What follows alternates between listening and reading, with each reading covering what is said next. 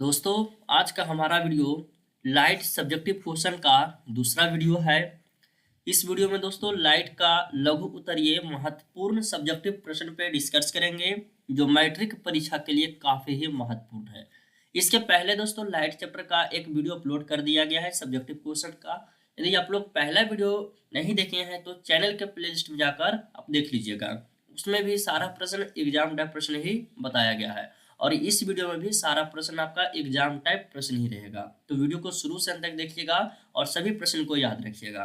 तो चलिए देखते हैं आज का पहला प्रश्न। जल्दी से सभी लोग वीडियो को लाइक कीजिए और जो चैनल पर पहली बार आया है चैनल को सब्सक्राइब करके बेल आइकन को प्रेस कर लीजिए ताकि आपका लाइव क्लास का नोटिफिकेशन समय से जा सके और जो भी वीडियो हम मैट्रिक परीक्षा से संबंधित अपलोड करें उसका भी नोटिफिकेशन आपको समय से मिल सके। तो चलिए देखते हैं आज का पहला क्वेश्चन। देखिए पहला प्रश्न में क्या कह रहा है कि अवतल एवं उत्तल, अवतल उत्तल और समतल दर्पण की पहचान आप स्पर्श यानी कि छूकर कैसे करेंगे। क्वेश्चन में जानते क्या कह रहा है कि अवतल और उत्तल और समतल दर्पण तीन गो दमतल है, सॉरी दर्पण है, ठीक ना। तो कह रहा है ना कि इसको छू करके आप कैसे पहचान कीजिएगा कि यह उत्तल दर्पण है कि अवतल है कि समतल दर्पण है। छू करके पहचानना है हमको, ठीक है। तो चलिए इसका उत्तर में लिखिएगा। क्वेश्चन यह काफी महत्वपूर्ण है, ठीक है। तो उत्तर में लिखिएगा कि सबसे पहले हम तीनों दर्पण को बारी बारी से छू करके देखेंगे, ठीक है। तीनों दर्पण अवतल दर्पण, उत्तल दर्पण और समतल दर्पण तीनों को हम बारी बारी से छू करके देखेंगे और छू छू करके देखने के बाद यह निष्कर्ष जो निकलेगा, ठीक है। तो निष्कर्ष पर हम पहुंचेंगे, इस निष्कर्ष पर हम पहुंचेंगे कि जिस दर्पण का प्रवर्तक सतह धंसा होगा वह अवतल होगा। तो चलिए यहां से देखिए ऑब्जेक्टिव क्वेश्चन पूछेगा कि अवतल दर्पण का प्रवर्तक सतह होता है कैसा, उभरा हुआ, धंसा हुआ, समतल होता है या इनमें से कोई नहीं, तो धंसा हुआ होता है। तो एक ऑब्जेक्टिव यहाँ से आ गया है। ये प्रश्न से तीन ऑब्जेक्टिव क्वेश्चन आएगा, पहला प्रश्न से तीन ऑब्जेक्टिव क्वेश्चन आएगा और तीनों महत्वपूर्ण ऑब्जेक्टिव प्रश्न है, तो आप उसे भी याद रखिएगा। तो यहाँ तक आप समझ गए होंगे कि जिस दर्पण का प्रवर्तक सतह धंसा हुआ होगा वह अवतल होगा।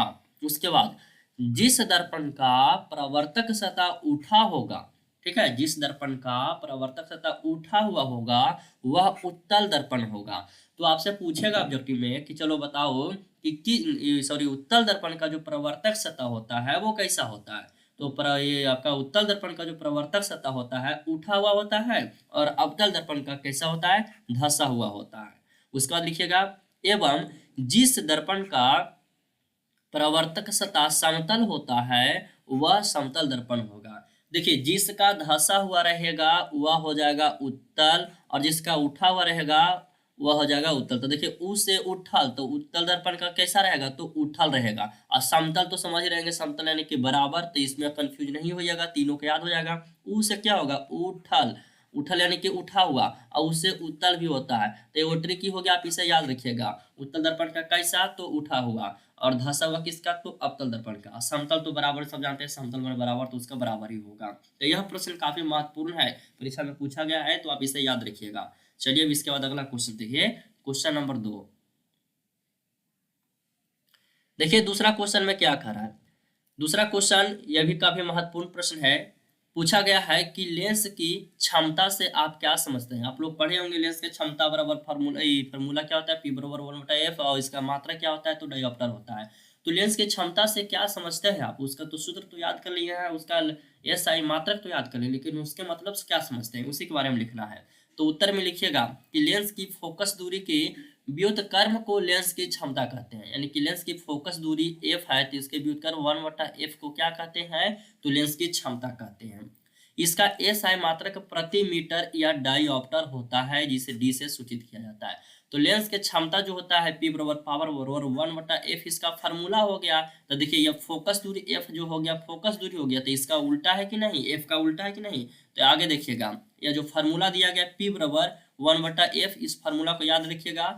इस फार्मूला पे आपका न्यूमेरिकल डायरेक्ट पूछ देगा परीक्षा में, दे देगा फोकस दूरी दे देगा 20 सेंटीमीटर, तो इसका क्षमता क्या होगा। तो ज्ञात आपको किससे करना है, इस फार्मूला से ज्ञात करना है। P बराबर फार्मूला 1/f लगाना है, जहाँ P लेंस की क्षमता है और F जो है फोकस दूरी है।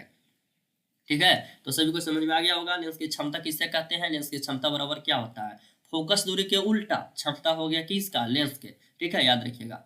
चलिए अगला क्वेश्चन देखिए, क्वेश्चन नंबर 3। देखिए क्वेश्चन नंबर 3 काफी महत्वपूर्ण प्रश्न है।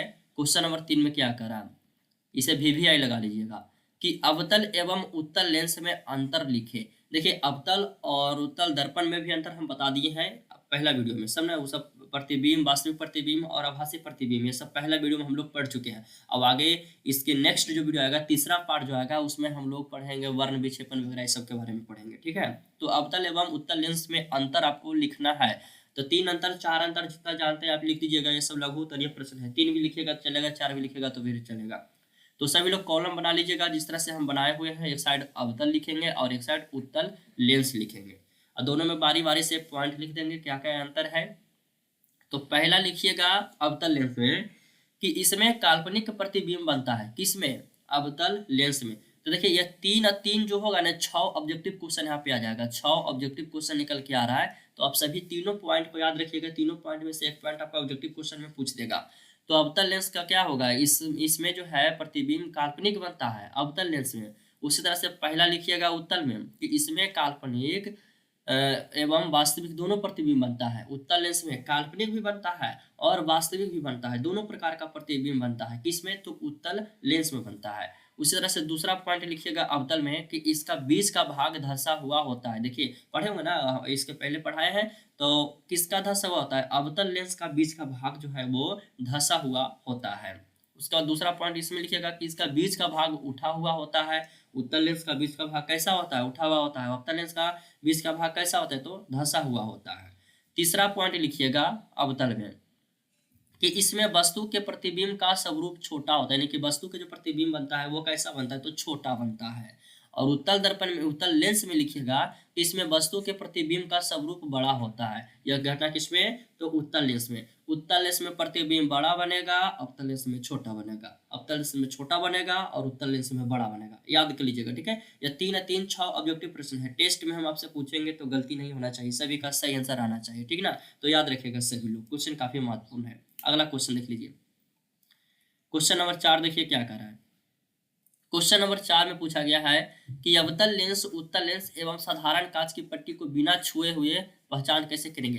पहला प्रश्न में हम लोग छू करके पहचान कर रहे थे कि छू करके बताओ कि यह उत्तल लेंस है कि अवतल लेंस है कि समतल लेंस है, ठीक है। तो यह क्वेश्चन में कह रहा है कि बिना छूले बताओ।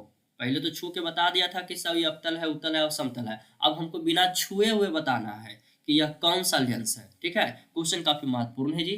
तो लगी इसे भी VVI लगा लीजिएगा, लिख लीजिएगा कॉपी पे, याद कर लीजिएगा। उत्तर में लिखिएगा कि सबसे पहले हम किसी वस्तु को तीनों लेंस के नजदीक लेकर जाएंगे। तीनों लेंस, कौन कौन तीनों लेंस दिया गया है? अवतल लेंस है, उत्तल लेंस है और साधारण कांच की पट्टी है। तो यह तीनों के नजदीक हम कोई वस्तु को लेकर जाएंगे और देखेंगे, तब हम यह निष्कर्ष पर पहुंचेंगे। वस्तु को जब नजदीक लेकर के जा करके देखेंगे तब हम यह निष्कर्ष पर पहुंचेंगे। क्या निष्कर्ष पर पहुंचेंगे? तो चलिए उसे भी देख लेते हैं। तो पहला पॉइंट, तो पहला नंबर में कि जिस लेंस के द्वारा बना प्रतिबिंब काल्पनिक एवं छोटा होगा वह अवतल लेंस होगा। वस्तु को ले जाएंगे और जिस लेंस के सामने काल्पनिक प्रतिबिंब वस्तु के बनेगा और छोटा होगा तो वह कौन सा लेंस होगा? तो अवतल लेंस हो जाएगा। तो पहचान कर लिए एक लेंस का, अवतल लेंस का। अब 2 और बच गया है। तो दूसरा कि जिस लेंस के द्वारा बना प्रतिबिंब काल्पनिक एवं बड़ा होगा वह उत्तल लेंस होगा। तो वस्तु के जो भी कोई भी वस्तु को लेकर जाएंगे उसका प्रतिबिंब देखेंगे, काल्पनिक बन रहा है और वस्तु से बड़ा बन रहा है तो वह कौन सा लेंस हो जाएगा? तो उत्तल लेंस हो जाएगा। 2 लेंस आप पहचान कर लिए, तो बच गया एगो लास्ट समतल। तो जिस लेंस के द्वारा बना प्रतिबिंब वस्तु के समान होगा तो वह साधारण कांच का प्लेट होगा। कोई बड़ा छोटा कुछ नहीं बनेगा, तो वह साधारण बनेगा, जैसा है वैसा ही बनेगा। तो वह साधारण कांच का प्लेट समतल लेंस हो जाएगा, ठीक है। समझ गए होंगे आप लोग कि बिना छुए हुए और छूकर हम कैसे पहचान कर लेंगे कि उत्तल है कि अवतल है कि समतल है, ठीक है। तो दोनों क्वेश्चन हम बता दिए हैं, दोनों प्रश्न काफी महत्वपूर्ण प्रश्न थे। चलिए अब अगला क्वेश्चन देखिए, 5 नंबर क्वेश्चन। 5 नंबर क्वेश्चन में पूछा गया है कि अवतल लेंस के उपयोग को लिखे। देखिए ये सब जो प्रश्न है ना ऑब्जेक्टिव, सब्जेक्टिव यदि नहीं पूछता है तो ऑब्जेक्टिव में एकदम कन्फर्म रहेगा। ये सब जो पॉइंट बता रहे हैं सभी ऑब्जेक्टिव में पूछा गया पॉइंट है। तो अवतल लेंस के उपयोग को लिखना है। तो उत्तर में लिख करके लिखिएगा कि अवतल लेंस के निम्नलिखित उपयोग है। अब कितना जानते हैं आप सभी लिख लीजिएगा, नहीं जानते हैं तो जो बता रहे हैं उसे याद करके लिखिएगा। तो पहला हम लिखिएगा कि निकट दृष्टि के उपचारण में अवतल लेंस का उपयोग किया जाता है। निकट दृष्टि दोष जिसका रहता है ना, उसको उपचारण के लिए अवतल लेंस का ही उपयोग किया जाता है। दूसरा, गैलीलियो दूरबीन में नेत्रिका लेंस के रूप में अवतल लेंस का उपयोग किया जाता है। गैलीलियो दूरबीन में कौन सा लेंस, तो अवतल लेंस का किसके रूप में, नेत्रिका लेंस के रूप में उपयोग किया जाता है। तीसरा है हजामत बनावे में किया जाता है, दाढ़ी वगैरह बनाने में, सैलून वगैरह इस सब में, बाल कटाने में। सोलर कुकर में अवतल लेंस का उपयोग किया जाता है। यह 4 पॉइंट हो गया और चारों काफी महत्वपूर्ण पॉइंट है। ऑब्जेक्टिव में एकदम डायरेक्ट पूछ देगा कि हजामत बनाने में किसका उपयोग किया जाता है, निकट दृष्टि को दूर करने के लिए किसका उपयोग किया जाता है। ठीक है, तो ये सबको आप याद रखना होगा। चलिए क्वेश्चन नंबर 5 हो गया है, जो कि काफी महत्वपूर्ण प्रश्न है। अब इसी के साथ साथ अवतल पढ़ लिए हैं, तब उत्तल को भी देख लेते हैं। उत्तल लेंस के उपयोग के बारे में हम देखेंगे। उत्तल लेंस के उपयोग को लिखे। ये सब प्रश्न यदि पहले पढ़े होंगे तो बहुत बढ़िया है, रिवीजन हो जाएगा। रिवीजन कर लीजिएगा, रिवीजन करिएगा तो आपका कन्फर्म हो जाएगा। जितना रिवीजन कीजिएगा उतना फायदा आप सभी का होगा। उत्तर में लिखिएगा कि उत्तल लेंस के निम्नलिखित उपयोग है। कौन कौन से उपयोग है लिख देना है। तो पहला में लिखिएगा उत्तल लेंस का उपयोग कि दूरदृष्टि के दोष में, जिसका जो व्यक्ति का दूरदृष्टि दोष है उसके उपचार के लिए उत्तल लेंस का उपयोग किया जाता है। और दूसरा, छोटे छोटे अक्षरों को पढ़ने में किया जाता है। देखते हैं पहले इंस्ट्रूमेंट बॉक्स में इस तरह से एक सूक्ष्मदर्शी मिलता था, ठीक है, जिससे हम लोग कागज वगैरह को सूर्य प्रकाश में लहराते थे, याद कीजिए। तो यह जो उत्तल लेंस होता है इसे हम छोटे छोटे अक्षरों को पढ़ने में उपयोग करते हैं। तीसरा है सरल सूक्ष्मदर्शी, जो यह है सरल सूक्ष्मदर्शी के रूप में। और चौथा है फोटोग्राफी के कैमरा में भी उत्तल लेंस का उपयोग किया जाता है। ठीक है, तो ये 4 पॉइंट बताए हैं, काफी महत्वपूर्ण 4 पॉइंट है, आपको याद रखना होगा ये चारों पॉइंट का। ठीक है दोस्तों, तो इसी तरह वीडियो को समाप्त करते हैं। यदि इसका पीडीएफ आप लोग डाउनलोड करना चाहते हैं तो वीडियो के डिस्क्रिप्शन में लिंक दिया गया है, आप सभी लोग जाकर के पीडीएफ डाउनलोड कर लीजिए। पीडीएफ आप लोग के पास रहेगा तो कभी भी रिवीजन कर लीजिएगा।